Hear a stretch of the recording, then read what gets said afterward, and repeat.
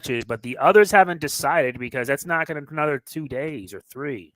Oh, yeah. Night 17 is the quarterfinals. Night 18 is the semi. And night 19 is the final. Welcome, folks. The Megamets Podcast is back. Let's run down the quarterfinals and who we think is going to win the G1 33. We started with 32. We're down to these 8. Out of the A block, Sonata and Hikuleo. I did not expect Leo to do it. Sheesh. Out of the B block, Kazuchika Okada, Will Ospreay. Kind of obvious. Yeah. C block, David Finlay and fucking Evil. I share your frustration with this. I mean, seriously, Gato, why'd you have to book this son of a bitch in the C block runner-up? Here comes the ranting. I would have seen this little bastard get his damn head shaved yesterday in Yokohama. Like, no, you had to overbook the main event between him and Shingo to where Evil came out on top. What a load of fucking bullshit. Hold on a sec. I'll be right back. Okay.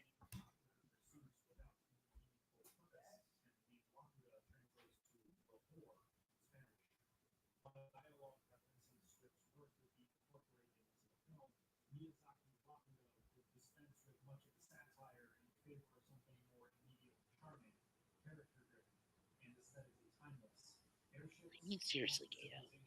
You know Evil is not a good draw. You saw it during the pandemic of 2020. You saw the fan backlash he got. And it's gotten worse and worse since the formation of the House of Torture.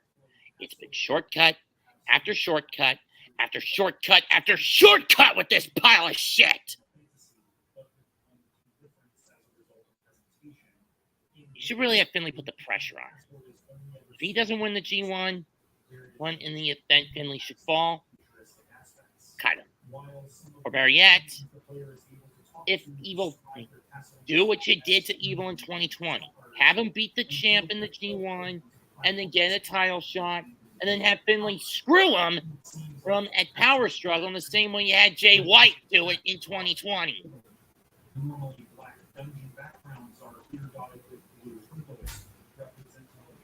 That would be far more appeasable for me. Okay, I'm back. Continue ranting. Let me guess. Did you just already ranted about Evil in the freaking match of all that? That and how I'm basically ripping the Gato and telling him how stupid could he be to basically try to rebuild Evil. Or better, because, let's be blunt. Here are the matchups for the G1 quarters. Let's start with the first. In order of relevancy, Tetsuya Naito against Hikuleo. No-brainer, that's Naito's to win. The clock runs out on Leo. Yes, indeed. I vote for Naito. Based on relevancy, I'm going to say Zack versus Okada is next. When you look at this, the aura of invincibility on Okada is almost completely gone. And Zack needs to capitalize on this, as he's never beaten Okada one-on-one on Japanese soil.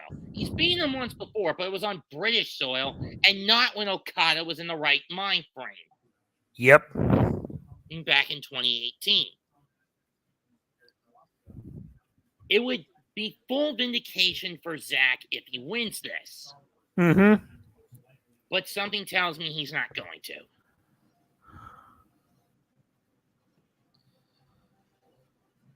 Because there's no way Okada's going to let himself lose cleanly to 2 Brits in the same tournament. No way, no how. I mean, it was a bruise enough to his ego that he lost to Ospreay. That said, I'd say Okada wins this match. I would go for Zack Sabre Jr. Finlay against Ospreay, this is the match I think will have the most intrigue. Because when you look at it, Will wants to rectify a loss he suffered to Finlay in last year's G1. And this is a far more vicious Finlay than he faced in Kobe in September of last year. During their match for the U.S. title, Finley actually ended up smashing the head of his shillelagh on two of Ospreay's fingers, breaking them. Damn. And yet he still lost that match. Well, that gotta suck. And since this is a Finley, he doesn't give a damn about who he hurts, because it's the Savage era of Bullet Club. Either you bring gold or you bring heads. That's pretty much the gist of it. But it could swing either way. But I think the idea, it's more tantalizing if we get Ospreay versus Naito in the semis, not Finley against Naito. Mm-hmm. So I'm going Will. Go figure. You're going to take Will? Yeah, I'm taking Will Ospreay. Then now we get to this one, the one where you'll have to rant like a complete maniac. Yeah. I hate to fucking do this. And I really hate to do this. Just do it. No. I'm just going to shut up, rant in 3, 2, 1. I really hate to fucking do this. I'm taking Evil over Sanada because because it's a double-edged sword. On the one hand, Evil needs, as much as I hate to say this, Evil needs this elevation, but I do not like that it has to come with constant shortcuts, shenanigans, and bullshit from the House of Torture. On the other hand, it makes sense to have him get the next immediate IWGP title shot, World Heavyweight title shot in Ryogoku on October 9th, because the theme of Sonata's title reign has been, with the exception of Jungle Boy Jack Perry, all of his defenses have been against former or current members of Los Ingobernables de Japón. Once Sanada gets that out of the way, he can shift his focus to the guy we know will win the G1 this year, that being Naito. Mm-hmm. But that said, Evil, fuck you, and I hope you do end up getting kicked out of Bullet Club when you fail to win the IWGP World Heavyweight title this fall in Ryogoku. If that's the case, then my vote's on Sanada. That unbeaten streak's got to end at some point. Unfortunately, it's going to be against Evil. Doesn't make sense to have him do it against Okada in the semis. Yeah. I mean, yeah, it makes some semblance of sense, but the thematics of Sanada's reign better align if he faces Evil in Ryogoku, not Okada. I see. Even though Okada's overdue that rematch. But the fact that Okada's a never openweight 6-man tag champ, there's no logic in having him go after it. You're right, there isn't. Moving on to the semifinals, let's just put Evil in his place. He's got what he's come for at that point. He won't win the tournament, but at least he gets out of Ryogoku with a consolation prize. The next immediate shot at the IWGP World Heavyweight title, Monday, October 9th, Destruction in Ryogoku. I'm giving this to Okada. As will I. And then Ospreay against Naito. Naito. I said Ospreay there for a minute. Mostly because twice last year, Ospreay and Naito fought each other. Both times went to Ospreay. Third time's going to be the charm for Naito. Pretty much. Main event, Okada, the final night, Okada Naito. To keep the thematics of Sanada's reign going. Fine by me. I just find it's so ridiculous. I mean, the War Dogs and the House of Torture left quite a black mark on the tournament this year. And not Finley, but I'm referring to Coughlin Kid with his repeated pre-match assault and sneak attacks, the constant collateral damage into the crowds. And with the House of Torture, the repeated interference, ref bumps, and overbooking. Yep.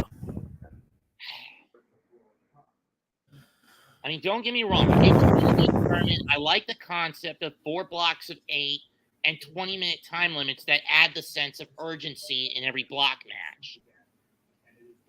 But you know how many draws we've had in block competition this year? Yeah. We had 6 of them. That's too much. 4 time limit draws, 3 of them in the A block, 1 in C block, and 2 double count out draws. 1 in A block and today one in D block. Cobb against Hayes. It ends with Cobb trying to get back in the ring, but Hayes hooks his own ankles around the guardrail and grabs Cobb's legs because Hayes wasn't in that match to win. It would have been nice to win, but he was in there to sabotage Cobb, who had gone in as the D block leader by way of virtual tiebreakers over Naito and Zach. Cobb only got 1 point. Zach and Naito each got 2, and that knocked Cobb out of the running. Damn.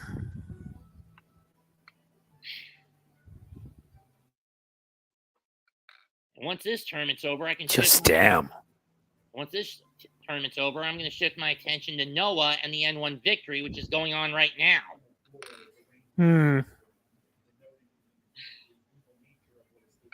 How things pan out, who knows? Who knows, indeed.